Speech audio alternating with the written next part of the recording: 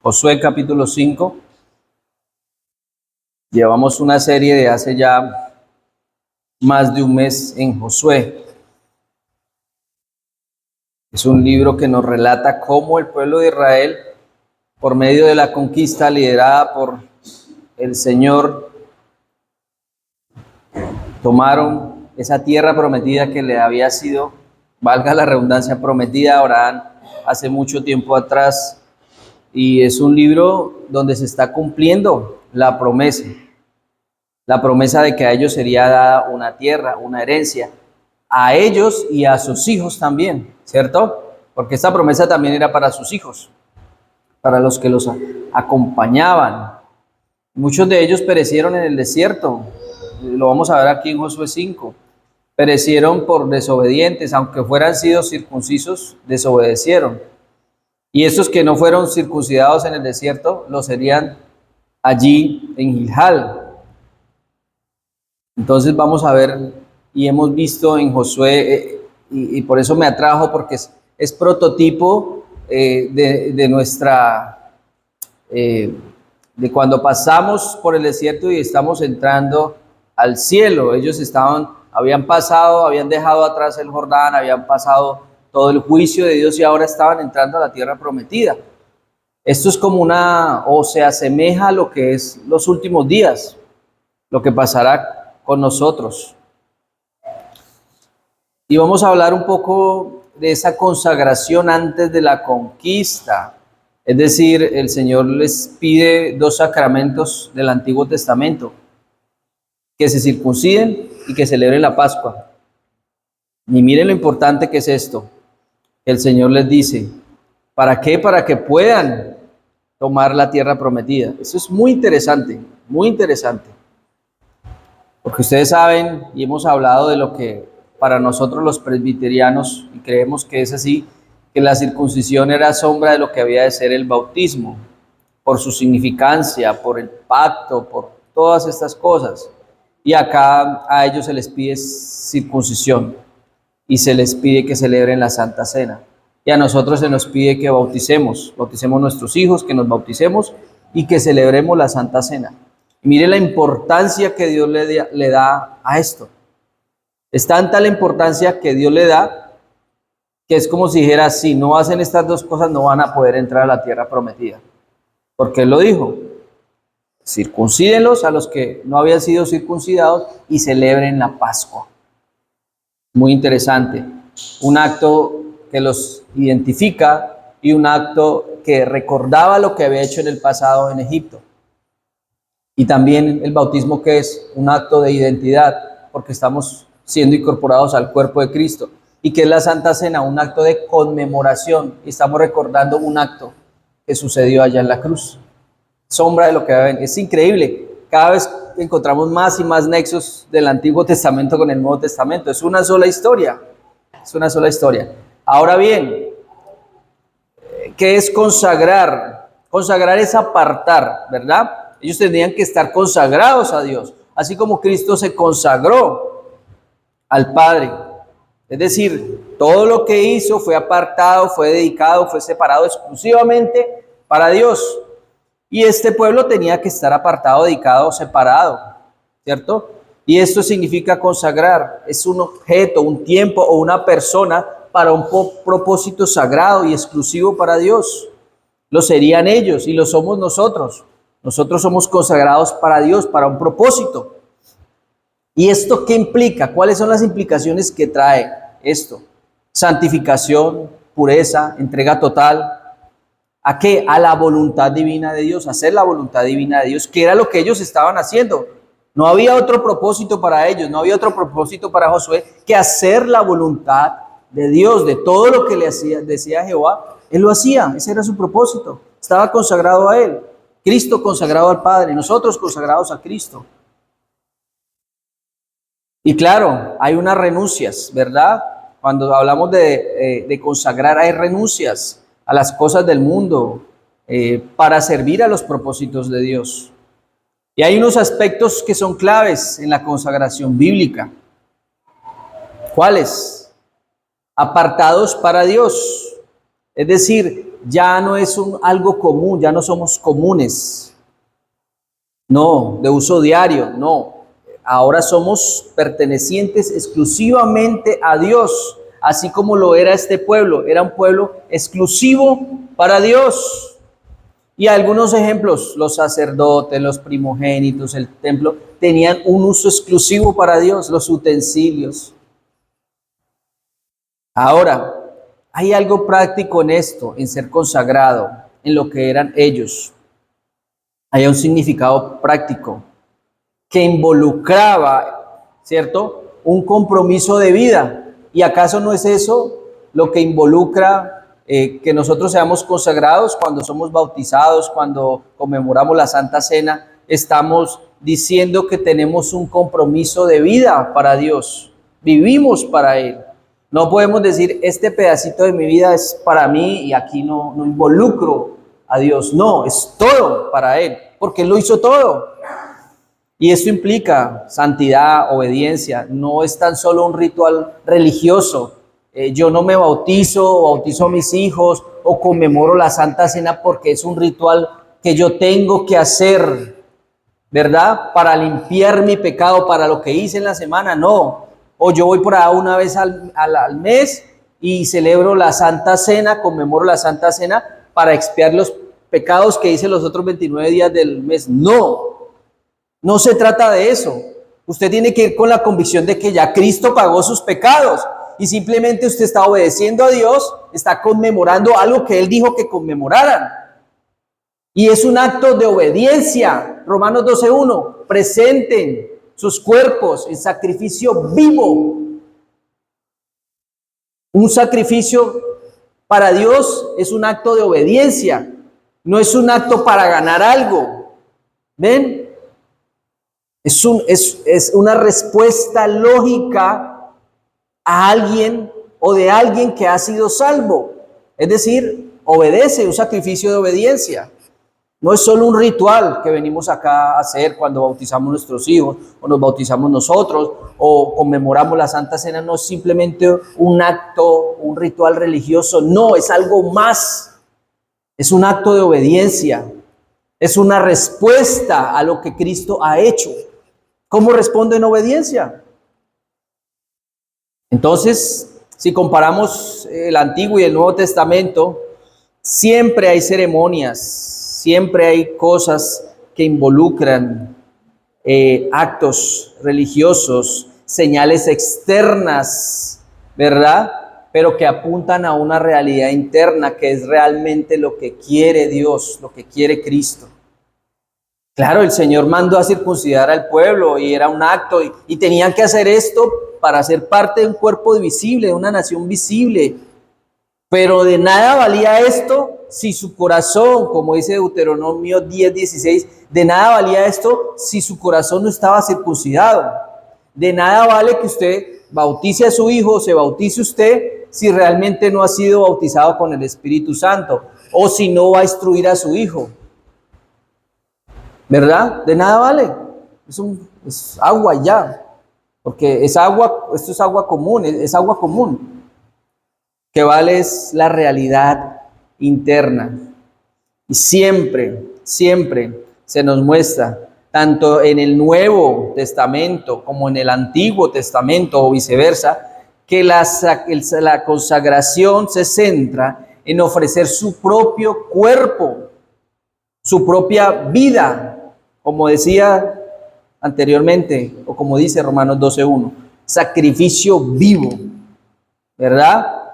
Un sacrificio, de nuevo, es la respuesta, es una respuesta de obediencia en mi vida. No es solo un acto por allá, no es algo que yo hago por allá cada ciertos meses, no, es toda su vida. Y consagrarse, porque estamos viendo esta introducción, consagrarse es una respuesta de amor a Dios, un Dios que nos amó primero. Una respuesta, ¿cómo? Dedicando nuestro tiempo, nuestros talentos, nuestras decisiones, nuestras voluntades, nuestros pensamientos, nuestro trabajo, que todo sea para Él, para su gloria. Y claro, todo esto para que le podamos escuchar mejor y para que le podamos servir mejor. Entonces, resumiendo, ¿qué es esto de consagrar? Es apartar para santificar. Lo que resulta en una vida de mayor comunión con Dios y servicio a Dios. Y a final de cuentas, esto era lo que este pueblo, aquí en Josué 5, era lo que ellos estaban haciendo. Se estaban consagrando a Dios para tener una comunión con Dios, para poder servirle mejor a Dios. Si usted no consagra su vida a Cristo, si usted no da todo de usted porque Él ya lo ha dado todo, usted no podrá tener una comunión con Dios. Usted no va a poder tener una vida consagrada a Dios si usted no dedica su vida a Dios, porque de nuevo, Él ya lo dio todo. Vamos a hacer un pequeño resumen de Josué capítulo 5. Me estoy alargando en las introducciones como el pastor Leonel.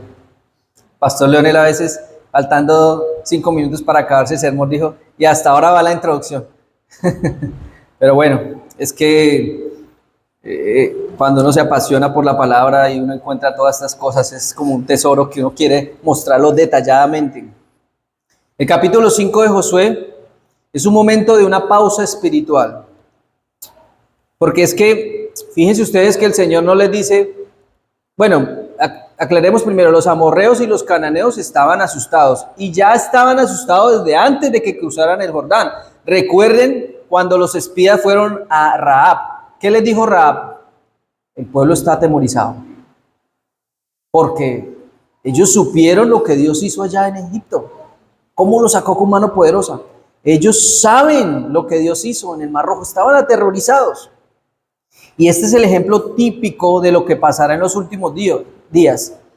La gente estará aterrorizada, ¿verdad? Tendrá terror, pero gracias a Dios nosotros no. Nosotros estaremos, mejor dicho, agradecidos de que el Señor venga. Y ahora que sucede esto, se le suma algo más, digámoslo así, a ese terror. Se le suma de que el Señor había secado las aguas del Jordán para que ellos pudieran pasar. Otro motivo más para estar aterrorizados. Amorreos y los cananeos, unos habitaban, los cananeos en la parte baja, en las planicies, en las llanuras, y los amorreos en las montañas. Y entonces ellos estaban aterrorizados por lo que el Señor había hecho, las promesas, las proezas que Jehová había hecho. Estaban temblando de miedo. Es decir, ya sus defensas estaban abajo. Cuando usted hace algo o va a algún sitio desmoralizado, como que nada sale bien. Ellos estaban desmoralizados. Cuando ustedes ven, por ejemplo, un partido de fútbol, cuando un equipo va perdiendo 4-0, está ¿qué? Desmoralizado. ¿Va a tener el mismo ánimo que tenía cuando estaban 0-0? No. Vea, la parte, el estado emocional o la parte moral, digámoslo así, de una persona es el 99%. El otro es la parte física. Pero cuando usted está mentalizado, cuando usted está con la moral en alta, cuando usted está, digámoslo así, positivo, las cosas son mucho mejor. Ellos estaban así, como si los hubieran goleado 5-0, estaban desmoralizados, no tenían ya defensas, ya daban por perdida la batalla. Ahora, un estratega militar humano que hubiera dicho, no, pasemos el Jordán y aprovechemos este momento y ataquemos de una vez, ¿cierto que sí? Pero con el Señor es diferente. El Señor piensa de una manera muy distinta. El Señor tiene propósitos mucho más profundos de los que nosotros vemos. Nosotros vemos como la parte superficial de las cosas, pero Él ve más adentro, más profundo, así como la Escritura. Ustedes pueden leer una frase en la Escritura. Por ejemplo, el justo por la fe vivirá. Y usted ve, el justo por la fe vivirá, porque creo podré vivir eternamente, pero eso tiene una profundidad más, una teología, donde se pueden escribir libros de solo esa frase. Así son los propósitos del Señor, tan profundos como la parte más profunda de la tierra. Entonces hay una pausa espiritual que vamos a ver, una preparación. Fíjense ustedes, primero hay una preparación interna. Por esto estos actos de la circuncisión y la Pascua, aunque eran actos externos, preparaban la parte interna. Antes de que comience esta conquista militar, tenía que haber una preparación, una consagración interna. De la misma manera, cuando el Señor regrese, cuando Cristo regrese, nosotros estaremos preparados, estaremos consagrados. Por eso se nos pide que repitamos estos actos de la celebración de la Santa Cena. Por eso se nos dice que bauticemos, por eso se nos dice que nos bauticemos. Estos son actos de preparación, aunque son actos externos, ¿verdad? ¿Por qué digo esto y por qué recalco esto? Porque hay muchas personas que han sido bautizadas y muchas personas que practican la Santa Cena, pero no son salvos, porque su vida dista de un cristiano, es decir, no están consagrados, pero son sacramentos que el Señor pide que se hagan, como en el Antiguo Testamento, en el Nuevo Testamento. Ahora, aquí hay 4 momentos que marcan el capítulo 5 de Josué, momentos clave que están marcando el fin en el desierto.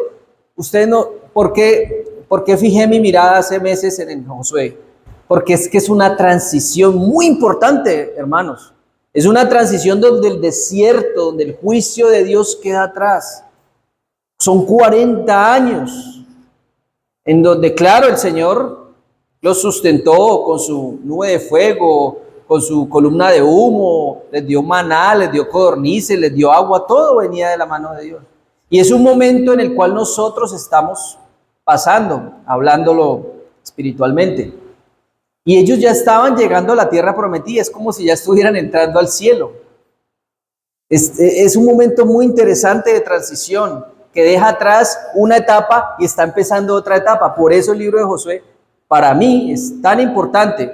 Obviamente sin dejar de lado otros libros, pero esto es muy interesante, hermanos. Y aquí hay 4 momentos claves. De nuevo, y repito, están marcando el fin del pasado en el desierto, todo eso que pasaron, todas esas muertes, bueno. Y el inicio, por eso es una transición, el fin, o digámoslo así, el pasado, muerte, pecado, y ahora están viniendo o iniciando una nueva vida en la tierra prometida que mucho tiempo atrás le fue prometida a Abraham. Y uno de esos momentos es el temor de los enemigos, en el verso 1, ¿cierto? ¿Cómo estaban los enemigos? Al otro lado del Jordán, los amorreos y los cananeos y todos los feos estaban temblando de miedo, ¿cierto? Dice que desfalleció su corazón. Cuando se nos dice que desfalleció su corazón, estaban desanimados. Cuando desfallece nuestro corazón, estamos desanimados, nuestro ánimo está por el piso, no queremos hacer nada, nada nos anima, ¿cierto? Y momentos, a veces nosotros nos sentimos así.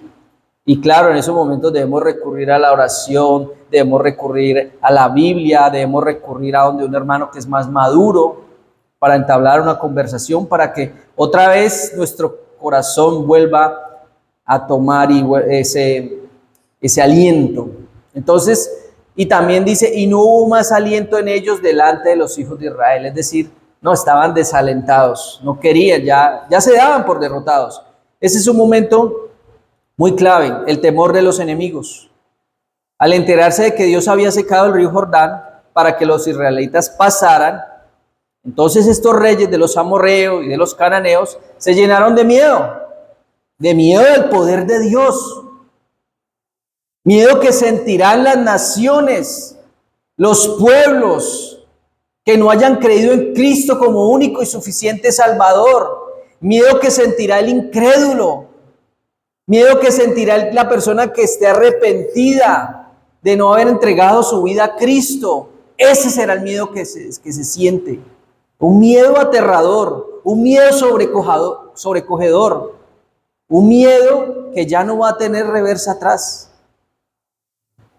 Pero qué bueno que nosotros confiamos en Cristo como único y suficiente Salvador, porque ese miedo no nos sobrecogerá, ese miedo no podrá envolvernos, porque nuestra vida le pertenece a Cristo.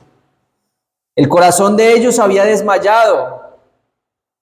Y si había desmayado su corazón, establece que la victoria de Israel no dependía de su fuerza militar. No, jamás se trató de la fortaleza militar de Israel. Jamás se trató de que tuvieran un arsenal de guerra o que fueran diestros en batalla o que la Biblia exaltara lo que es la parte humana. No, la palabra de Dios siempre se centra en exaltar a Dios, en exaltar a Cristo, en exaltar al Espíritu Santo. Cuando David peleó con Goliat, no se trataba de exaltar a David. No se trataba de que le digamos a las personas, pelea tus propias batallas, derriba a los gigantes que hay en tu vida, derriba a ese Goliat que no, de eso no se trata la historia. ¿De qué se trata la historia? ¿De qué se trata la palabra? ¿De qué nos habla la palabra? De que necesitamos un David, un intercesor, alguien que luche por nosotros, porque David estaba intercediendo por el pueblo de Israel y derrotó a Goliat. Y nosotros necesitamos un intercesor, necesitamos un salvador, el cual es Cristo Jesús. ¿Ven? De esta manera, de la misma manera, no era su fuerza militar, no era que fueran diestros en batalla, solo por sus propias fuerzas, no. Se trataba de que ellos dependían de Dios y que Dios derrotaría a los enemigos. Y que vean, miren, fíjense ustedes, los enemigos tan solo con el hecho de haber escuchado las proezas de Dios ya estaban derrotados. ¿Y quién había hecho esas promesas, esas proezas? Dios. ¿No es increíble? ¿No es increíble cómo Dios derrota a nuestros enemigos ahora en el ámbito nuestro, en nuestro contexto? ¿No es Dios quien derrota a nuestros enemigos? ¿No es Dios quien quita las enfermedades? ¿No es Dios? Claro que sí. Lo que pasa es que a veces no vemos con ojos espirituales las cosas, o a veces no oramos lo suficiente. Pero cuando esas cosas se nos salen de las manos, esos episodios de nuestra vida se nos salen de las manos, ¿qué podemos hacer? Doblar rodilla. Doblar rodilla y el Señor hará, la fuerza del Señor es. Entonces, la victoria de Israel no dependía de su fuerza militar, sino del temor que Dios infundía en sus oponentes. Y Dios infunde temor en sus oponentes. Claro, algunos son osados, algunos son rebeldes, algunos son blasfemos, herejes, que dicen cosas en contra de Dios. Pero van a sentir temor, van a sentir terror cuando el Señor venga. Ahora, ese es el primer episodio que vemos, el temor de los enemigos. Hay otro episodio que habla de la circuncisión en Gilgal, versos del 2 al 9, donde el Señor ordena a Josué circuncidar a todos los varones nacidos durante los 40 años en el desierto. ¿Por qué? Porque la generación anterior que había sido circuncidada allí en Egipto murió. No pudieron ver la tierra prometida por su desobediencia. Entonces esta nueva generación que estaba entrando en la tierra prometida, en la tierra de Canaán, allí en Gilgal, ellos no tenían la señal del pacto. No tenían la señal del pacto. Miren la importancia, de nuevo, miren la importancia. Y a veces nosotros tomamos esto como algo, como no le damos mucha importancia de pronto al bautizo, o no le damos mucha importancia a la Santa Cena. Pero el Señor sí se le da. Es tanta la importancia que se le da. Le dice que hay una implicación acá, que sin esa señal de identidad no podrían entrar a la tierra prometida. Y tenían que celebrar la Pascua también, porque también habían dejado de hacerlo en el desierto. Y a veces personas que pasan tiempo sin celebrar la Santa Cena o no le dan la importancia al bautizo de sus hijos o a su bautizo aún, entonces nosotros decimos, bueno, ¿es importante o no es importante? Es importante, hermanos. La palabra lo dice y si está en la palabra, es importante. Hay que prestarle atención. Entonces esas personas no tenían esa señal del pacto, esa señal que los identificaba, porque el bautismo nos identifica como cristianos, nos identifica y nos hace parte de un cuerpo. Así como su cédula expedida en Colombia lo identifica como un ciudadano colombiano. Así como cuando usted le saca el registro civil a su hijo, ¿verdad? Lo está identificando como un ciudadano, le está dando un nombre, le está dando un sexo, cuáles son sus padres, le está dando una identidad. De la misma manera el bautizo. Y claro, tiene otras implicaciones. Y allí podemos ver en esa circuncisión que fue una renovación del compromiso con Dios. El nombre Gilgal, Dios dice, hoy he quitado de vosotros el oprobio, es decir, la vergüenza de Egipto. Por eso el lugar se llamó Gilgal, que significa rodar o quitar. Otro momento muy importante que allí se habla en Josué capítulo 5, habla de la Pascua, la celebración de la Pascua y el fin del maná. Es muy interesante, por eso les digo, esta transición de algo que se deja atrás y de algo que inicia. Fíjese que el maná cesó. Durante 40 años el Señor los proveyó con maná, que es el pan del cielo. Les dio codornices. Pero en ese momento de inicio, el maná cesaría. ¿Por qué? Porque la tierra que estaban entrando, una tierra donde fluye leche y miel, había abundancia de alimentos, habían granos, había trigo, había de todo. Entonces ya no necesitaban el maná. No quiere decir de que ahora no dependieran de Dios.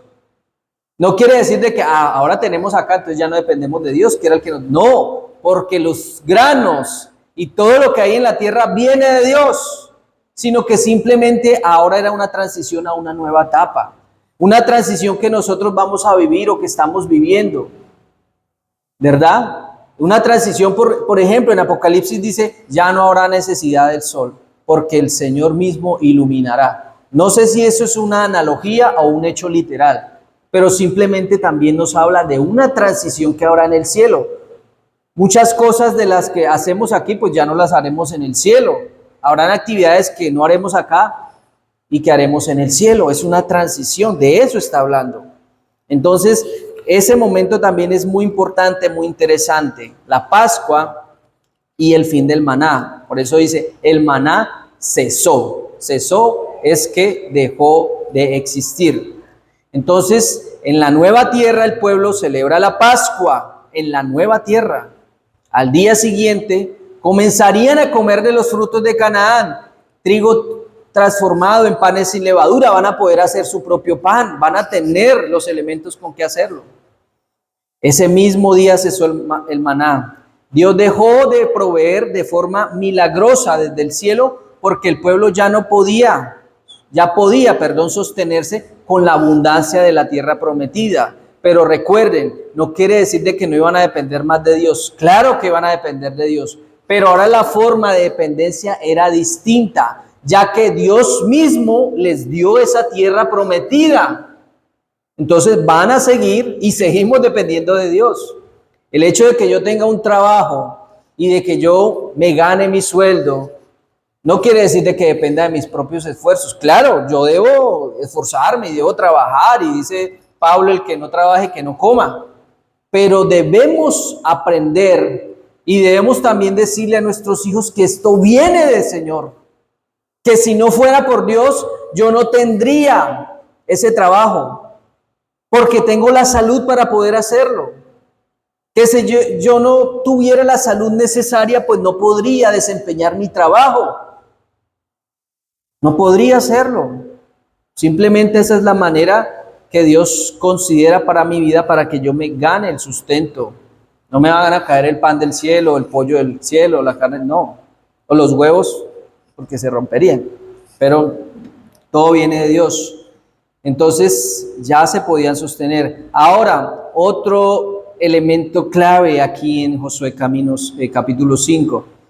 Hay muchos momentos clave. Generalmente las predicaciones que he hecho es en un solo capítulo y una sola predicación, pero creo que Josué 5 saldrán por ahí 2 o 3 sermones porque hay momentos muy interesantes. Este momento también es muy interesante.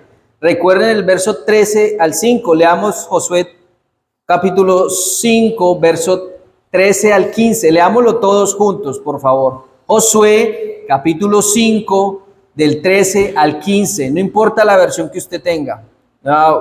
Nueva de las Américas o Reina Valera o Nueva Versión Internacional. Vamos a leerlo todos juntos, a la voz de tres. Josué capítulo 5, versos del 13 al 15, a la voz de tres, 1, 2 y 3. Estando Josué cerca de Jericó, alzó sus ojos y vio un varón que estaba delante de él, el cual tenía una espada desenvainada en su mano, y Josué, yendo hacia él, le dijo: ¿eres de los nuestros o de nuestros enemigos? Él respondió: no, mas como el príncipe del ejército de Jehová he venido ahora. Entonces Josué, postrándose sobre su rostro en tierra, le adoró y le dijo: ¿qué dice mi señor a su siervo? Y el príncipe del ejército de Jehová respondió a Josué: quita el calzado de tus pies, porque el lugar donde estás es santo. Y Josué así lo hizo. Muy interesante. Cristo preencarnado. ¿Por qué? Fíjense ustedes, esta persona dice que es el príncipe del ejército de Jehová. Y cuando él le adoró, no rechazó esa adoración, simplemente la aceptó. Así como cuando Tomás dijo: Señor mío, Dios mío, aceptó la adoración. Pero ustedes recuerdan cuando Juan tuvo la visión allá en el Apocalipsis, que fue a adorar al ángel y el ángel no lo permitió. Y recuerdan cuando a los discípulos les iban a rendir adoración y ellos tampoco lo permitieron. Entonces nos está diciendo, es Cristo preencarnado, Dios mismo, la figura, Cristo mismo, Dios mismo, preencarnado. Y otra cosa muy interesante, cuando dice: quita el calzado de tus pies, lo mismo que se le dijo a Moisés. No es un ángel cualquiera, no es un ángel cualquiera, es Cristo preencarnado, el Hijo de Dios, Dios mismo. Y también dice: ¿qué dice mi Señor a su Señor? Señor, con letra mayúscula, el Señor, Cristo. Entonces, ese es un momento también muy interesante. Aquí hay una visión, una teofanía, es una visión de Dios, una aparición de Dios, Cristo, un hombre con una espada desenvainada. Y él le dice: ¿eres de los nuestros o de nuestros enemigos? ¿Y cuál es su respuesta? Él responde que no viene como aliado de un bando, sino como príncipe del ejército de Jehová. Y claro, si esa persona, ahí simplemente la pregunta sería, la pregunta más bien, él debió haber preguntado: bueno, ¿estás conmigo o estás contra mí? El Cristo mismo, el príncipe. Y se sabe que Josué está con él porque le dice: Señor, mi Señor. De una vez hay una humillación, de una vez hay una sujeción, ¿verdad? No se trata de que Dios está de parte mía o de que no, yo soy el que estoy con él. Entonces Josué debe quitarse el calzado porque el lugar es santo. Esto recuerda que la guerra no es de Josué, sino de Dios. Recuerden lo que estamos cantando, las huestes. Esa palabra, huestes, ejércitos espirituales. Nuestra guerra no es contra sangre ni contra carne, sino contra huestes celestiales, ejércitos espirituales. No tome nada personal cuando lo insulten, cuando dicen por ahí le hagan el feo, cuando hablen de usted. No es contra usted, es contra Dios que están hablando. Es contra Dios, no se preocupe, no lo tome personal, es contra Dios. Entonces, cerrando este resumen, aquí hay unos temas principales, que es la circuncisión y la Pascua. La circuncisión estaba reafirmando quiénes eran ellos. Les estaba dando una identidad, un pueblo escogido, una promesa que se había hecho mucho tiempo atrás. Y la Pascua, ¿qué significaba la Pascua que les había dicho que celebraran? Estaba hablando de una conmemoración, de que recordaran quiénes eran y de dónde habían salido. Nuestro bautismo o cuando bautizamos a nuestros hijos estamos diciendo, ellos son parte de un pueblo o yo soy parte de un pueblo, pertenezco al cuerpo de Cristo, soy de Cristo. Es una identidad que tomo. Y a través del sacramento de la Santa Cena, estoy recordando de dónde soy, de dónde he sido sacado, quién fue mi Salvador, cómo murió mi Salvador, porque Él mismo dijo que quería que lo recordaran por su muerte. ¿Y qué fue lo que estableció la Santa Cena? Que el vino significaría su sangre derramada, la sangre del nuevo pacto, derramada por nuestros delitos, por nuestro pecado. Y el pan significaba su cuerpo entregado. Y él dijo que lo recordaran de esta forma y que practicaran este acto sacramental. Y a través de ese acto nosotros recordamos de dónde hemos sido sacados. Hemos sido sacados de nuestro Egipto espiritual, de la esclavitud del pecado. Nos sacó de allí y nos dio una identidad nueva. Porque las cosas viejas pasaron y aquí todas son hechas nuevas. Somos un nuevo hombre, una nueva mujer. Es una identidad. A través de estos actos de la circuncisión y de la Pascua, el Señor le estaba dando, reafirmando la identidad, reafirmando el pacto con su pueblo. Un pueblo el cual Él había redimido, un cuerpo que le pertenecía a Él, porque Él mismo, con su mano poderosa, con hechos portentosos, con hechos poderosos, los sacó de Egipto, de servidumbre, y les dio esa libertad, pero para que fueran su pueblo, no para que ellos hicieran lo que querían hacer, que fue algo así lo que hicieron en el desierto. Dios lo ha sacado de ese Egipto espiritual, lo ha sacado de la esclavitud del pecado para que sea parte de Él, parte de su cuerpo, para que se haga su voluntad. Que no nos pase como aquellos hombres que salieron de Egipto y perecieron en el desierto por querer hacer su voluntad y no la voluntad de Dios. Hermanos, somos parte de un cuerpo, tenemos una identidad. El Señor nos ha salvado, el Señor nos ha sacado de nuestro Egipto. Sirvámosle a Él, obedezcámosle a Él. Somos imperfectos, pecamos, claro que sí, pero no quitemos la mirada de Cristo, el autor y consumador de la fe. No apartemos la mirada. Ahora bien, como les decía, el maná marca una nueva etapa de responsabilidad, una responsabilidad que recaería delante de ellos, en donde ellos mismos tendrían que hacer su propio alimento, pero claro, seguían dependiendo de Dios, repito. También nos habla de la autoridad, es decir, que todo cuando hay este intercambio con el ángel de Jehová, con Cristo, siendo Josué allí el interlocutor, está hablando de que todo lo que ellos estaban haciendo venía de parte de Dios, había una autoridad, ¿verdad? El encuentro con el Cristo preencarnado establece quién es el verdadero Adalid. ¿Recuerda que lo cantamos? Establecen quién es el verdadero príncipe, quién es el verdadero jefe, quién es el verdadero comandante.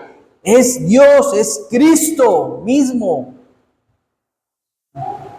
Nosotros tenemos un comandante, nosotros tenemos un adalid, nosotros tenemos una autoridad. Cada vez que usted le comparte la palabra, lo está haciendo no con su autoridad, con la autoridad de Cristo, su Señor, su Salvador.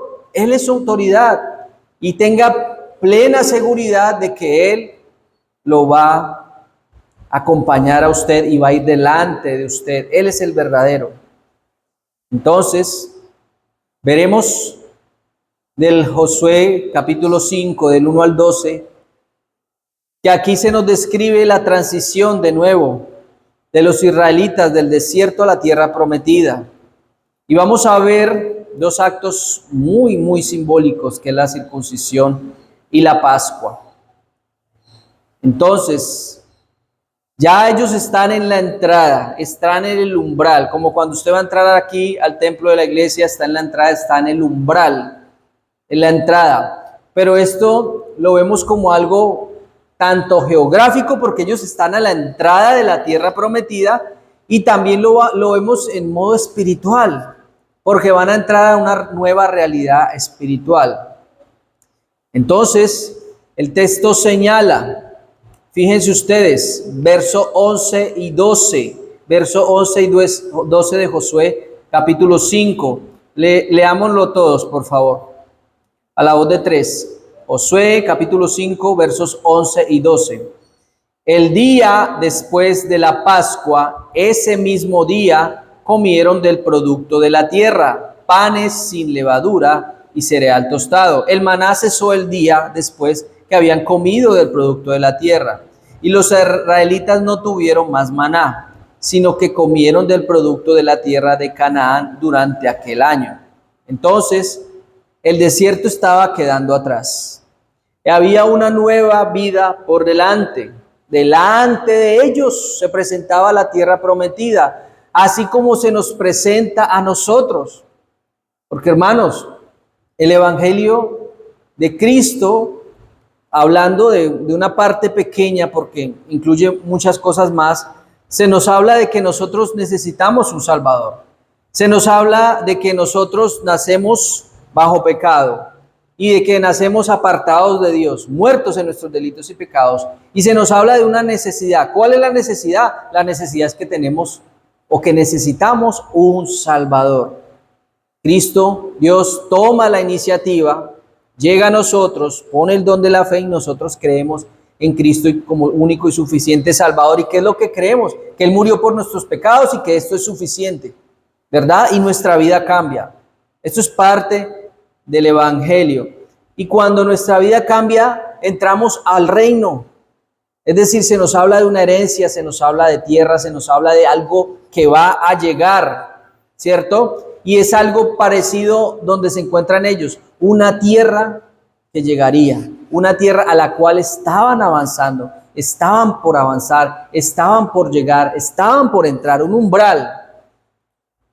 Y no solo fue el cruce físico por el río Jordán, no, fue la transición de una generación donde hubo juicio, donde vagaron por el desierto esperando una herencia y un cumplimiento.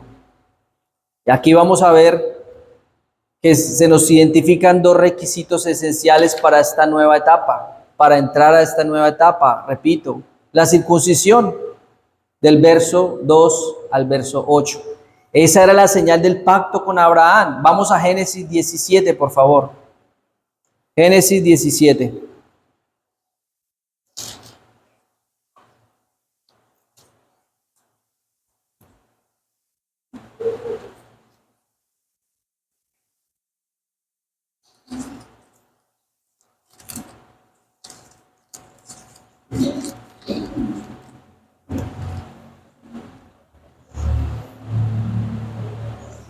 A partir del verso 2, Génesis 17 a partir del verso 2.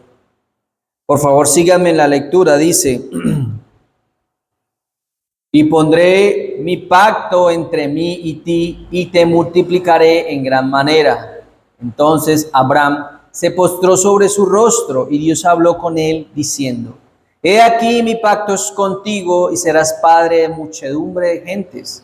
Y no se llamará más tu nombre Abraham, sino que será tu nombre Abraham, porque te he puesto por padre de muchedumbre de gentes. Ahora bien, fíjense el 6, y te multiplicaré en gran manera, haré naciones de ti, y reyes saldrán de ti, estableceré mi pacto entre mí y ti, y tu descendencia después de ti en sus generaciones, por pacto perpetuo, para ser tu Dios y el de tu descendencia después de ti. Fíjense, entonces le promete un reino formado por personas, muchas personas, una simiente. Y te daré a ti y a tu descendencia después de ti la tierra en que moras, la tierra de Canaán en heredad perpetua, y seré el Dios de ellos. Fíjense estos dos elementos de la promesa: personas y un lugar, una herencia, una tierra, algo físico. ¿Cierto que sí? Eso era lo que simbolizaba, o con esa señal física de la circuncisión, el Señor estaba señalando una realidad. ¿Cuál realidad? De que estas personas pertenecían al pueblo de Abraham, eran del pueblo de Abraham. Y esas personas serían las que recibirían esta herencia. Si esa persona no era circuncidada, no podía entrar a la tierra de Canaán. Pero claro, esto era una señal externa, y había una señal que era interna, que era un corazón circuncidado, una realidad espiritual. Sin ese corazón circuncidado, sin ese corazón bautizado, si usted no es bautizado en el Espíritu Santo, es decir, si usted no tiene permanencia del Espíritu Santo, no podrá entrar a la tierra prometida, el cielo nuevo y la tierra nueva. Había una herencia, había tierra. La circuncisión era necesaria. ¿Por qué? Porque las personas, los anteriores, cuando estuvieron allí no fueron circuncidados. Dios en aquel entonces estaba levantando una generación para sí mismo. De la misma manera, Dios hoy día está levantando una generación para sí. Una generación que le ame, una generación que le siga. ¿Y cuál es la marca? ¿Cuál es la señal externa de esa generación, hermano Leví? El bautismo, ¿cierto? El bautismo, esa es la señal externa hoy día. Pero más que una señal externa, se necesita que haya en esa persona, se necesita que haya en mí, que haya en usted un bautizo interno, un bautizo por medio del Espíritu Santo, un corazón regenerado. Pero es necesaria esa señal, como lo fue necesaria la circuncisión, esa marca que al igual que la circuncisión señalaba una realidad interna, también el bautismo señala una realidad interna. Vamos al último versículo, Deuteronomio 10:16. Vamos a quedarnos ahí porque no nos alcanzó más el tiempo. Vamos a seguir la próxima vez, la próxima ocasión, el próximo sermón. Deuteronomio 10:16.